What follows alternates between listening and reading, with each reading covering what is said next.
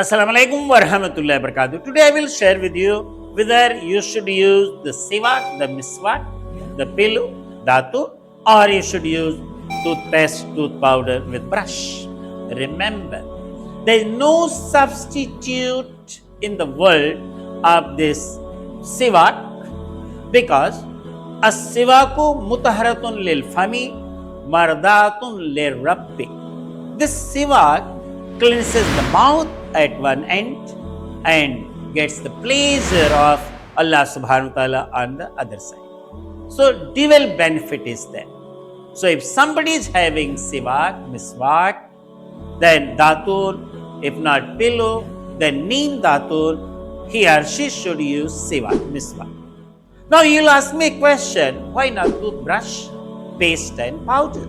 Reason is that the toothbrush, the fibers, may be from the hair of pig, which is haram, or from any haram animal. At the same time, the toothpaste and tooth powder, whatever they are making, it may be along with natural ingredient. There are pretty well chances of the flesh, fat, as well as the crust bones of haram animals like pig and all that. If it is there, one should not use it at all.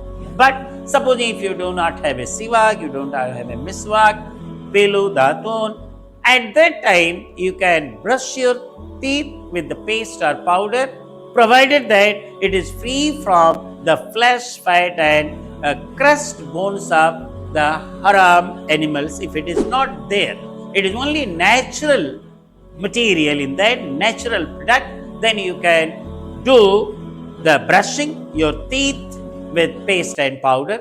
But if you are brushing your teeth with paste and powder and after that you use the siwak also, then alhamdulillah you will be getting the medical benefits of the siwak on one side and the pleasure of Allah subhanahu wa ta'ala on the other side. So as-siwaku mutaharatun lil fami wa mardatun lil rabbi. As-siwaku mutaharatun lil fami mardatun lil rabbi. Hazrat Abu Bakr Siddiq, peace be upon him, said that it is to be the pleasure of Allah on one side and cleansing the mouth on the other side. Assalamu alaikum wa rahmatullahi wa barakatuh.